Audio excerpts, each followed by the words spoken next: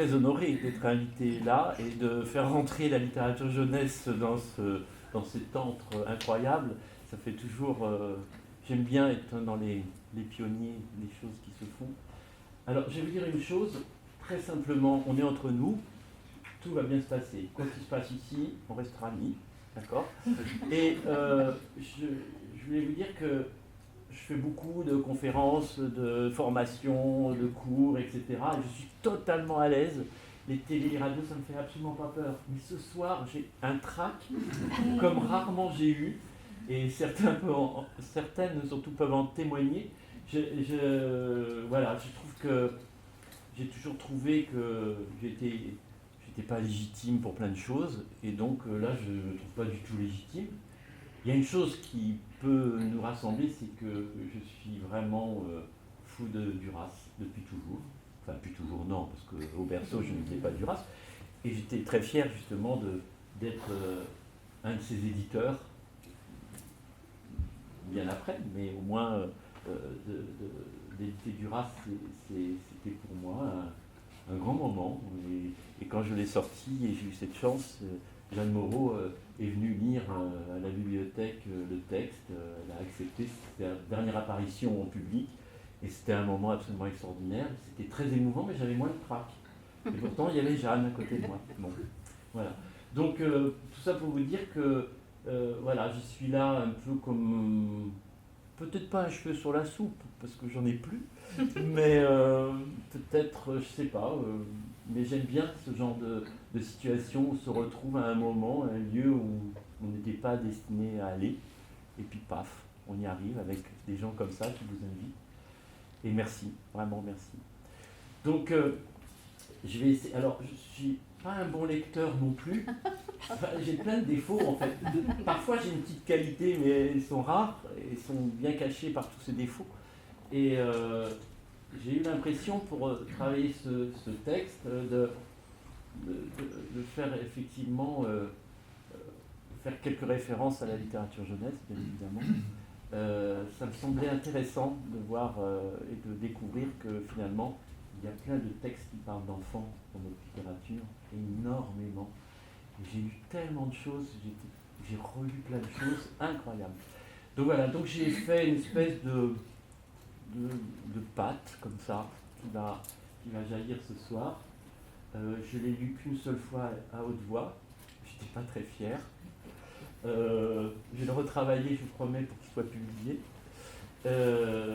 Et voilà, et j'avais un petit mot de Marguerite quand même, parce que j'ai beaucoup d'amis que je n'ai pas voulu inviter, parce que je ne voulais pas avoir trop de gens que je connais. Et on m'a dit, mais t'inquiète pas, Marguerite est avec toi. Donc, merci Marguerite. Et donc, elle disait, à lire à haute voix un texte, on apprend ceci. C'est que la personne qui a écrit le texte n'est pas la même que celle qui le lit. Le texte écrit est là, dans sa proposition immuable, depuis des siècles. Il est rangé dans le livre comme une archive. C'est la voix qui le porte toujours et toujours ailleurs. Voilà, donc c'est une très bonne introduction pour que je puisse enfin parler après Marguerite. Je commence. Alors on y va. Donc ça s'appelle Bibliothèque sublime, forcément sublime. On commence par un petit texte, un petit mot de Duras. J'aime les gosses, j'aime les fous et les enfants. Je crois que l'enfance, c'est un âge à part, qui n'est pas l'âge qui précède l'âge adulte. C'est un âge à part, une sorte de préhistoire, fermée, sans communication avec l'autre âge. Voilà, ça résume tout à fait ce que je vais vous dire. Courage. Je suis là, comme parachuté, devant une porte, une grande porte, la porte de la bibliothèque de la Sorbonne. Je sais que je cherche quelqu'un qui a compté pour moi. Un ami peut-être. Oui, c'est ça, un ami, un proche. Devant cette immense porte, je lève les yeux. Encadré de deux grandes colonnes, un drapeau, le drapeau français. Il flotte sous liberté, égalité, fraternité. Je suis devenu plus petit. Je touche la poignée de la porte, elle est froide et luisante. Je pousse la porte. Elle résiste, elle grince. Elle est trop lourde, comme si je n'avais plus la force. La porte s'ouvre enfin lourdement, je la pousse encore, elle résiste, comme si je devenais un enfant. La peur de me perdre dans cette immensité. Tout me semble figé, calme, silencieux. Je marche dans un grand couloir où vient se jeter un escalier entouré de gigantesques lampadaires. Je m'appuie sur la rampe brillante, certainement frottée régulièrement pour devenir un objet précieux. Elle me paraît haute, cette rampe. Mes mains la touchent à peine. Juste mes doigts l'atteignent et frôlent le froid de ce métal. J'entre dans une salle. La bibliothèque s'offre à moi. Je le sais maintenant. Je veux retrouver Ernesto. Je le sais. C'est lui que je voulais retrouver, le rencontrer. Qu'est-il devenu? Ce petit personnage tellement important dans l'œuvre de Duras. Il avait 7 ans quand Marguerite l'a créé. C'était dans son seul et unique écrit pour les enfants. C'est là qu'Ernesto est né. Dans son œuvre, cet enfant, qui en rentrant de son premier jour d'école, déclara à sa mère « Je ne retournerai plus à l'école ». Pourquoi demanda-t-elle. Parce que à l'école, on m'apprend des choses que je ne sais pas. Ernesto, l'enfant qui pouvait dire non à son instituteur. Quand on lui demandait, en désignant un papillon orange et bleu épinglé dans sa boîte vitrée, « Qu'est-ce que c'est ?» il répondait « Un crime ». L'enfant Ernesto deviendra un peu plus tard le personnage principal du film Les Enfants, puis celui de l'un de ses romans La pluie d'été. Retrouver ce petit garçon irrespectueux et rebelle dans la bibliothèque de la Sorbonne, lieu de silence, de souvenirs, l'antre du savoir et de la littérature, devrait être chose facile. Il se cachait certainement quelque part dans ce labyrinthe. Était-il entré? Était-il resté à la porte? Possible. Pouvait-il résister à cet enfermement, cet enfant si libre et sûr de lui, si révolutionnaire? Il avait dû déjà se faire remarquer, pour ça il me fallait errer au fil des couloirs. D'abord, connaître son alphabet, le B à bas. J'ai soudain comme une impression de ne plus connaître cet alphabet. Je deviens l'enfant. C'est ça, un enfant. L'enfant perdu au milieu du savoir. La découverte, c'est le privilège des enfants. Je parlais du petit enfant, celui qui ne craint pas de se tromper, celui qui ne se prend pas au sérieux. L'enfant qui ne craint pas le ridicule, de ne pas être sérieux. Et surtout, de ne pas faire comme tout le monde. Je me sens bien dans cet état, l'état de l'enfance. La grande salle déserte s'offre à moi, silencieuse, des tables alignées. Des petites lampes, ça et là, remplissent de leur halo un bois ciré et usé par le temps, gravé parfois. Combien de coudes, d'avant-bras se sont frottés sur cette table? Combien de regards se sont croisés dans un frisson de bonheur? Combien d'autres ont souffert de leur apprentissage sur ces chaises mal inconfortables? Je m'approche, je m'assois sur l'une de ces chaises. Mes pieds touchent à peine le sol. Je ferme les yeux. L'odeur du vieux bois, de l'encre, le parfum du papier, l'odeur du savoir. Le silence. Au loin des casiers, des fiches gardées ici pour se souvenir du travail des bibliothécaires, ce travail minutieux de classement. C'est eux qui classent, c'est elles qui rangent, c'est eux qui savent l'ordre d'une œuvre. Ils en font un objet à classer, c'est leur métier, c'est leur rôle après tout, ils sont conservateurs, sans eux impossible de s'y retrouver. A, B, C, D, l'alphabet. Je suis perdu. A, B, C. Ma main sort une fiche, la fiche de la lettre C, celle de Lewis Carroll, celle d'Alice. Elle sait forcément comment m'y retrouver dans ce labyrinthe. Comment retrouver Ernesto? Elle a eu croisé, on ne peut que remarquer ce garçon. Je frappe à une porte, Alice est là, blonde, agile, l'air malicieux. Elle me sourit. Enfin, une personne qui va peut-être m'aider, dit-elle joyeusement. Pardon? Oui, entre, viens prendre un thé, je suis en pleine discussion avec mes amis. Je la suis, elle semble très polie et bien élevée. Je te présente le lapin blanc et le chapelier fou. Bienvenue, répond le lapin blanc. Tu arrives au bon moment, c'est justement l'heure du thé, il est 6 heures. Il est blanc, arbore de superbes yeux roses et porte un magnifique gilet bleu. Puis, il tire de sa poche une montre à gousset et se met à courir. Alice reprend la parole. Oui, ne t'inquiète pas, ici c'est toujours l'heure du thé. Il est toujours 6 heures, sans avoir le temps de laver la vaisselle. Le temps est figé. Tu sais, l'idée du temps réel mouvant qui passe est inexistant. Oublie. C'est pour cette raison qu'il y a tant de tasses sur cette table? Oui, mais parfois nous sommes plus nombreux. Je suis tellement content d'avoir enfin une visite d'un étranger. Que puis-je faire pour toi? Eh bien, je suis à la recherche de Ernesto. Tu le connais? Alice réfléchit. Elle ne voit pas. Elle s'adresse aux convives autour de la table. Connaissez-vous Ernesto? Le lapin blanc, sûr de lui, comme à son habitude. Peut-être, mais pour t'en dire davantage, assieds-toi donc et viens prendre un thé. Prends cette tasse de thé, dit le chapelier fou et extravagant, et il me tend un verre de vin.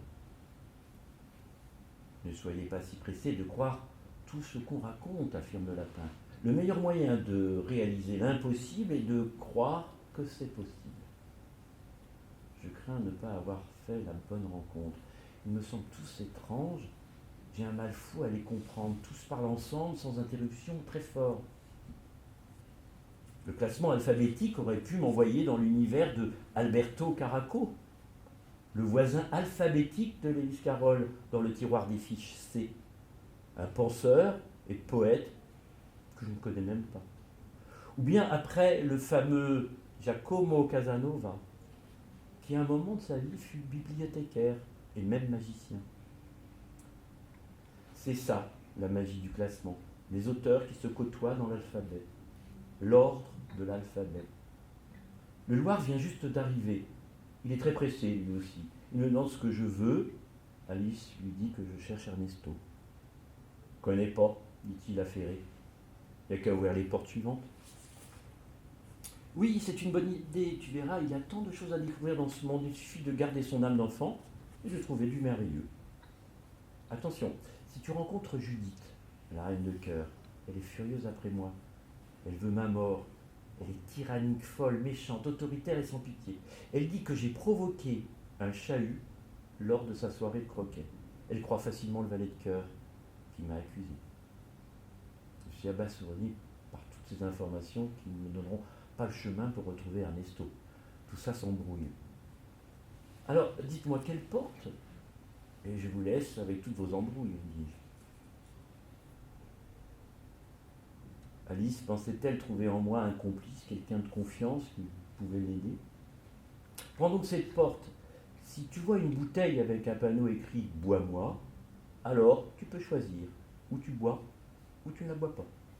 Mais si tu bois, tu peux grandir ou même rétrécir. À toi de voir. Prends cette porte, dit-elle, en l'ouvrant. Mais attention, j'ai beaucoup pleuré. Il y a une mare de larmes. Ne te noie pas. Narquois, il me regarde partir dans l'indifférence. J'étais désolé pour Alice, je n'avais pas eu le temps de rester davantage. Et Lewis Carroll m'aurait forcément gommé. Immédiatement, pour ne pas être un nouveau personnage trop flou et indomptable. Je souhaitais bon courage à Alice et la remercie pour le thé, ou le vin plutôt. De toute façon, je n'avais pas eu le temps d'en boire une seule gorgée. Ne t'inquiète pas, ça va bien finir et bon voyage. Une porte s'ouvre, puis une autre, et encore une autre. J'aperçois de ci de là des bustes de marbre ou de bronze, représentant de grands philosophes, poètes ou écrivains. Des portraits en noir et blanc, parfois jaunis par le temps qui passe, partout des portes en bois massif patinées. Des fauteuils en velours à peine usés, des escabeaux de bois de quelques marches pour atteindre le haut des étagères. De grandes tables sur lesquelles restent encore des livres ouverts. Les chercheurs ou étudiants les auront laissés là, oubliés, abandonnés sans lecteur comme les offrandes. Je tente une autre fiche, au hasard. A, B, C, D. La lettre D. Alphonse Daudet. Son premier roman, Le Petit Chose. Je glisse dans le texte. Je ne sais pas si je vais arriver avant ou après la faillite de l'entreprise familiale. de commerce de foulards et de porcelaine. Daniel est Seth est le fils de cette famille aisée avant la faillite. C'est un garçon rêveur et fragile. On l'appelle le petit chose. Hé, petit chose, tu m'entends? Je suis là. Daniel était très occupé à retrouver son perroquet qu'il avait laissé dans le bateau qu'il avait emmené de Nîmes à Lyon. Je tombe mal. Ce n'est pas le bon chapitre à choisir. Daniel, au début du roman, avait à peu près l'âge d'Ernesto. Pas le même caractère, certes, mais je pense doté d'une même sensibilité. Daniel, tu m'entends? J'ai perdu mon perroquet et je déteste cette ville de Lyon. Que veux-tu? Je cherche un garçon qui s'appelle Ernesto. L'aurais-tu vu? Ernesto, non, je ne vois pas. C'est un enfant? Ah oui, comme toi. Je sais, c'est ma vie, on m'appellera toujours petite chose et je resterai enfant. Il est triste et malheureux, il a vécu dans cette famille aisée et se retrouve maintenant dans les bas quartiers insalubres de Lyon, dans une misère totale. Ce n'est pas très charitable, mais je le laisse en m'excusant de l'avoir dérangé. Il restera petite chose, il souffrira toute sa vie. Même son frère aîné Jacques, sur son lit de mort, lui dira une dernière fois: tu seras un enfant toute ta vie. Les livres peuvent vous faire voyager du monde merveilleux d'Alice à Lyon. Je me retrouve dans le massif central. Sur la route, je rencontre un saltimbanque nommé Vitalis. Il est musicien, il va de ville en ville et voyage avec un jeune garçon nommé Rémi. Il le loue à sa famille adoptive, les Barberins. Rémi, orphelin de naissance, a 2 animaux de compagnie, un singe joli cœur et un petit chien Capi. Il a entre 7 et 8 ans, l'âge d'Ernesto, lequel il a déjà rencontré. Mais ce pauvre Rémi n'a pas d'amis. Ses rencontres sont furtives dans chaque village où il passe. Il est sans famille et Hector Malo en avait décidé ainsi. Je marche encore, je sens une légère bise parfumée de pins sylvestres, de châtaigniers, de tilleuls et de frênes, de fleurs de montagne et de prairies. Des oiseaux chantent, tout reste calme. Oubliez les odeurs si réconfortantes du livre et de l'encre. Les alpages suisses. C'est ça, les alpages. Au loin, une sorte de musique, un son de cloche, des troupeaux, vaches et chèvres. Plus loin encore, une petite maison. Un ruisseau coule proche. Je crois la reconnaître. C'est la maison qu'a choisie Johanna Spiri dans ce hameau de Mansfield, dans la seigneurie grisonne, pour raconter l'histoire d'Heidi. Une fois de plus, une pauvre fillette, orpheline, une de plus dans mes recherches. Son père Tobias, charpentier, mort écrasé par une poutre. Sa mère, quelques mois plus tard, décède de chagrin. Pauvre orpheline. Ces auteurs prenaient un malin plaisir à rendre triste le début de leur roman en décrivant des enfants malheureux, souffrant de la perte de leurs parents et souvent maltraités. Les pleurs des chaumières. Marguerite disait: que devient l'amour d'un enfant pour ses parents lorsqu'il est sans objet? Un amour n'est jamais sans objet. Un objet, une photographie peuvent faire l'affaire, un jouet même. La séparation d'avec les parents est sans doute la plus grave perturbation de la première enfance. Les séparations successives de vrais parents d'abord, puis de la mère nourricière, et ensuite encore des différents foyers extrêmement graves. Elle se lie profondément dans l'enfant. Sa possibilité d'amour diminue, il se protège de la déception. Son intérêt pour le monde extérieur diminue aussi. Il se ferme. Il offre très souvent les apparences de la débilité alors qu'il est intelligent. Il a peur de quoi? De l'avenir. Adélaïde, dit Heidi, a eu la chance d'être recueillie par son grand-père. Elle s'est parfaitement adaptée à cette vie de montagne. Je serais très étonné qu'Heidi ait pu rencontrer Ernesto. Je cogne à la porte de la maison entre chalet et grange. C'est son grand-père qui m'ouvre la porte. Il s'appelle Halpoi, ce qui veut dire en suisse allemand l'oncle des Alpes. Il est misanthrope et vit ici en ermite. Tu veux quoi, mon petit ? Me demande-t-il avec un fort accent. Je cherche à rencontrer Eddy. Mon pauvre, elle est partie très tôt ce matin dans les montagnes avec son ami Pierre, le gardien de troupeau de chèvres.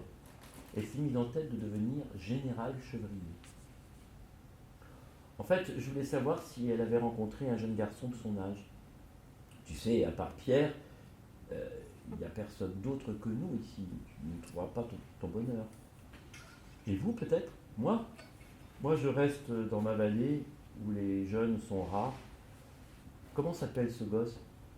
Ernesto. Pas vu, désolé mon gars. Je me doutais bien, Ernesto était trop citadin pour venir errer dans la montagne des Alpes. Je profitais de ce moment apaisant en m'allongeant sur le plancher de la bibliothèque recouverte d'ailes tendres. Quelques fleurs aussi. Je lis les plafonds, comme des nuages, des fresques de Guillaume Dubuff, la vérité interrogeant un miroir. De craie, de sanguine et de pierre noire, je voyage et m'interroge. Sur mon chemin, l'herbe disparaît pour laisser place à un plancher. Il craque sous mes pas, pourtant discret et léger. Au loin, un ascenseur. Je le prends. J'appuie au hasard sur un bouton, je descends dans un bruit de ferraille au dernier sous-sol. Je crois. Je suis perdu. Je me retrouve devant une sorte de salle des machines, comme dans le cœur d'un paquebot. Un ronflement assourdissant envahit tout le niveau. Dans une chaleur humide de cave. Je suis d'énormes tuyaux et sur ma droite une porte lourde. Je la pousse silencieusement. Là, deux jeunes femmes, gantées de blanc, s'appliquent à restaurer des manuscrits, des vieux livres, dans un grand silence. Elles travaillent avec la minutie d'entomologistes devant de rares insectes. Habillées de grandes blouses, affairées à leurs tâches, elles ne me regardent même pas. Elles sont si attentives et précautionneuses, peut-être, pour éviter qu'un personnage ne s'en échappe. Sur l'une des tables, un livre ouvert. Un livre en restauration. Je lis la page de titre, peut-être un message d'Ernesto. Censure de la faculté de théologie de Paris, contre le livre qui a pour titre Émile ou l'éducation, signé le prieur imprimerie du roi. Vite, je me quitte sans bruit. La lourde porte me pousse vers le couloir, des escaliers cette fois. En bois, et très étroit, étrangement étroit dans cette immensité. Je monte pour découvrir, assise sur des marches, Sophie. On dit d'elle qu'elle n'est pas très jolie, qu'elle a une bonne grosse figure avec de très beaux yeux gris, un nez en l'air un peu gros, une bouche grande et toujours prête à rire, des cheveux blonds coupés courts comme ceux d'un garçon. Mais je la trouve avenante et joyeuse. Quand je suis arrivé, elle essuyait des larmes. Elle avait certainement encore été battue par Madame Ficini, sa marâtre violente, qui l'a recueillie après la mort de ses parents dans un accident de bateau. Madame Ficini disait que le fouet est le meilleur maître pour les enfants. Pauvre Sophie. Elle n'a pas mauvais cœur, si seulement elle n'avait pas tant d'idées. Mais des idées, Sophie, elle en a au moins une par jour. Tu viens jouer avec moi, me dit-elle en jouet. Non, pas le temps, je suis à la recherche d'Ernesto. De qui ? Un garçon de ton âge. Tu sais, je suis souvent seul à faire des bêtises toute la journée, on m'évite. Pas forcément de bonne compagnie. Je n'ai vraiment pas le temps de rester avec toi, je suis vraiment désolé. Pas grave, je crois bien que j'ai déjà une autre idée. J'aime bien les poissons rouges. Ils s'ennuient, j'en suis sûr. Tu peux venir pêcher avec moi. Non, merci, j'ai affaire, au revoir. Prends soin de toi. Je sais ce qu'elle va faire endurer aux poissons. Elle va les couper en morceaux. Si jamais tu repasses par là, viens jouer avec moi. Elle me fait un signe et disparut dans le couloir en courant. Pauvre gamine. La comtesse de Ségur l'a bien fait souffrir. De l'autre côté, proche de la salle de lecture, j'entends une voix que je reconnais, ou plutôt l'intonation d'une voix. Quelqu'un debout sur une table joue les philosophes. Il est entouré d'étudiants qui le scrutent, lui posent des dizaines de questions. Une sorte de personnage trop flou pour moi, ambigu. Il vient une autre planète, à peine plus grande qu'une maison. C'est ce qu'il dit. Rien à en tirer. Il est dans son monde, je préfère l'éviter. Du haut de sa table, il pose beaucoup de questions, beaucoup trop à mon goût. Il répond rarement lorsqu'on l'interroge. Puis, il lance ses réflexions à la foule attentive. On risque de pleurer un peu si l'on s'est laissé apprivoiser. On ne connaît que les choses qu'on apprivoise. Les enfants seuls savent ce qu'ils cherchent. On n'est jamais content de là où on est. Il me fatigue sérieusement. Comment peut-il être aussi sûr de lui? Je passe mon chemin. Ce garçon, c'est un mélange de sage et d'ignorant qui sans cesse semble vouloir être admiré. Je laisse ce vaniteux prince à Saint-Exupéry. Un couloir me mène à une salle réservée aux professeurs, reste de l'histoire ancienne de la Sorbonne, visiblement interdite aux femmes. Le passé. J'entre dans cette pièce, plusieurs bureaux sont alignés. Assis sur un coin de table, un jeune garçon roux, très roux. Il a l'air triste. Les fesses collées, les talons plantés, il se met à trembler dans les ténèbres si épaisses qu'il se croit aveugle. Parfois une rafale l'enveloppe comme un drap glacé pour l'emporter. Il semble rejeté, isolé, solitaire. Il est dans ses pensées et tremble comme s'il avait peur. Il est surpris par ma présence. Il tente de se cacher. Il est apeuré. Bonjour, ne crains rien, je ne te veux aucun mal. Que veux-tu? Je cherche Ernesto.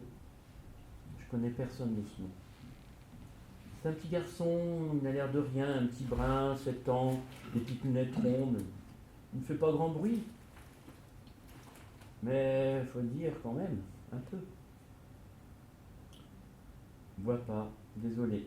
Ma mère doit me chercher, donc je dois partir. Elle veut comme chaque soir que je traverse la cour dans la nuit, mais j'ai peur. Mais pourquoi faire? Pour fermer l'enclos des poules. Je crains terriblement le noir. Tu veux de l'aide? Non, non, non, pas la peine, c'est mon quotidien. Ma mère me donne chaque jour des tâches ingrates pour m'humilier. Encore cette nuit, comme je ronflais près d'elle, elle m'a enfoncé ses ongles dans les fesses jusqu'au sang pour me faire taire. Et comme j'ai crié, elle dit aux autres que je fais souvent des cauchemars. Qui sont les autres? Ernestine et Félix, ma soeur et mon frère, les préférés de ma mère. Et ton père ne dit rien? Il n'est jamais là, très occupé, il est souvent absent. Tu ne peux pas souffrir comme ça. J'en prends l'habitude. Je fais souvent pipi au lit. Ma mère, mon frère et ma sœur me préparent une soupe faite à moitié de mon urine. Ils disent que je suis le fils du diable. Comment ton auteur peut te faire endurer tant de souffrances? Heureusement, à la fin du roman, je me révolte. Je veux les abandonner pour me marier avec ma meilleure amie, ma seule et unique amie d'ailleurs. Et je serai amoureux. Je me sens dérouté face à de pareilles confidences. Si la fin du roman le sauve, je n'ose pas m'interférer dans le cours de son histoire.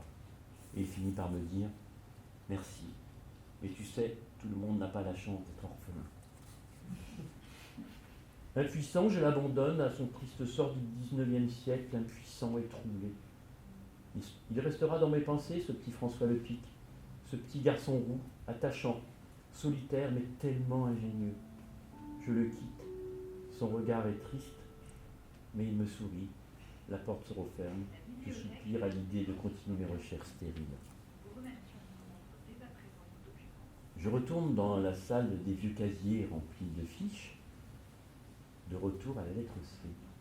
Alice me fait des signes avec un clin d'œil malicieux, comme si elle m'encourageait à persévérer. La lettre C, c'est Colette. Ah, peut-être une chance, Colette, la scandaleuse. Par son audace, son anticonformisme, elle ne pouvait pas ignorer une rencontre avec l'enfant Ernesto. Je m'infiltre, imprudent. Je voyage encore. Cancale, la Bretagne, la mer, la plage, la mer. Marguerite aime à décrire ce que l'on voit des plages. C'est dans ce décor que naît la jeune fille et l'enfant. Il pleut toujours sur la mer. sur la plage du vide. C'est l'histoire d'un amour entre une jeune fille et un enfant. Amour impossible, mais en devenir. Possible que Ernesto ait préféré la mer. Duras lui aurait donné ce goût. La mer. Dans ce même décor, au loin, deux adolescents, je les reconnais. Vinca et Phil. Ils passent depuis toujours leurs étés en Bretagne. Ils sont sur le sable étendu, sur une plage de Bretagne. Ils ont l'habitude de pêcher des crevettes. Ils sont entre enfance et adultes. Leur amitié commence à se changer en amour naissant. Elle, c'est Vinca Ferret, réservée.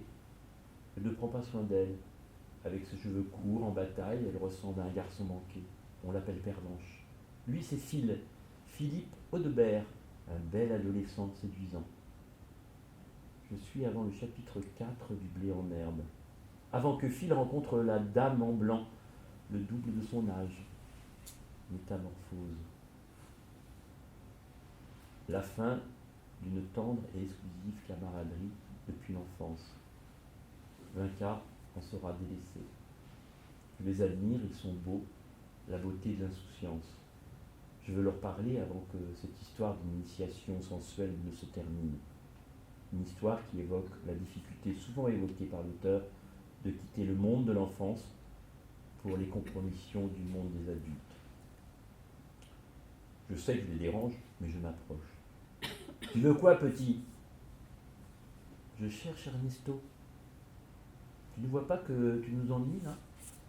Oui, mais peut-être l'avez-vous rencontré devant la mer avec une jeune fille, peut-être une jeune fille et la mer?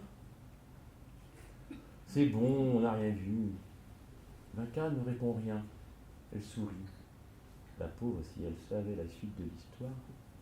Que dirait Colette si je dévoilais la fin de son histoire? Comment Vinca se comporterait-elle?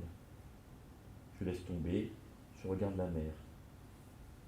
Pourquoi personne n'a rencontré Ernesto? Était-il sauvage et discret à ce point?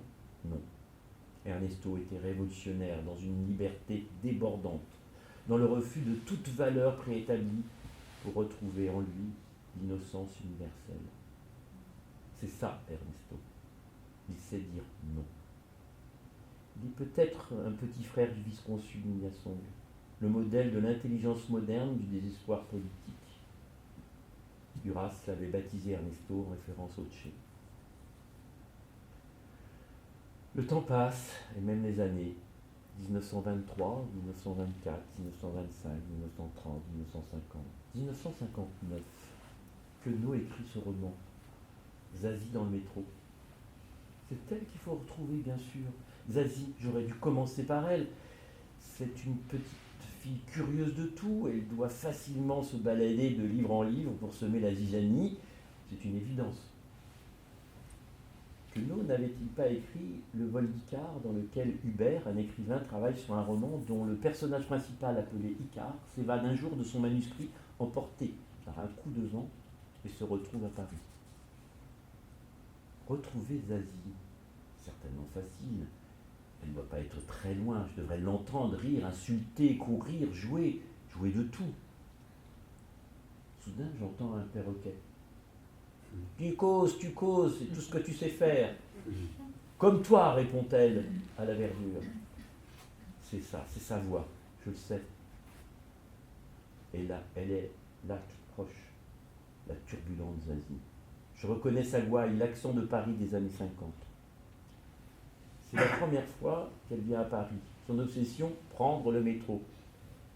Elle est confiée à son oncle Gabriel et à sa tante Marceline, une drôle de famille. Je la vois enfin, elle est là, furieuse, les métros sont en grève, elle peste. Je suis furieuse, me dit-elle. Mais pourquoi? Elle m'ignore et peste encore. Ce n'est pas toi que je dois rencontrer maintenant, d'accord? C'est un inconnu qui ressemble à un satyre, donc c'est pas toi. Je sais, mais moi je cherche Ernesto. Oui, mais moi, je veux manger des boules frites, et en plus, on doit m'accompagner au marché aux puces pour m'acheter une paire de jeans. Ça aussi, je sais, mais moi, je m'en fous. Moi, je dois continuer mon aventure passionnante. Je la pensais plus coopérante. Je pourrais être un des personnages du roman, après tout, moi aussi. Je peux mettre la pagaille. Tu sais, je peux, si tu le désires, visiter avec toi les Invalides et le véritable tombeau du vrai Napoléon qui t'y conduirait. Napoléon, mon cul, réplique Zazie. Il ne m'intéresse pas du tout, cet enflé avec un chapeau à la con. Donc rien ne t'intéresse. Si. Quoi alors? Je ne rencontre que les grandes personnes. Et toi, t'es qu'un gosse. Et ce sont des grandes personnes. Et ce sont des grandes personnes à qui je dois avoir affaire, pas à toi. Tu m'encombres. Comment ça? C'est comme ça dans le livre. Un point, c'est tout. Mais tu sais, il ne faut pas brutaliser comme ça les grandes personnes. Grande personne, mon cul. Décidément, elle veut m'ignorer. Elle a tant de choses à vivre. Je suis fatigué de tous ces personnages. Il m'en reste tant à interroger. Cosette, Gavroche, Margaret, Joséphine, Elisabeth et Annie, les 4 sœurs, Oliver Twist, David Copperfield, Émile, Vendredi, Robinson, Momo, Nils, Charlie, Emma et le petit François. Épuisé, je sors de la bibliothèque bredouille. Mais perturbé par toutes ces rencontres. La pluie tombe finement. Le trottoir est glissant. Paris est triste et gris. Sous une porte cochère, une femme attend. Elle porte un imperméable mastic. Son col est relevé. Elle a le charme d'une femme perdue. Elle est danseuse. C'est la danseuse de Modiano. C'est elle, j'en suis sûr. Elle attend le petit Pierre, son erreur de jeunesse. Elle va certainement entrer dans cette brasserie proche pour davantage se protéger de la pluie qui ne cesse de tomber.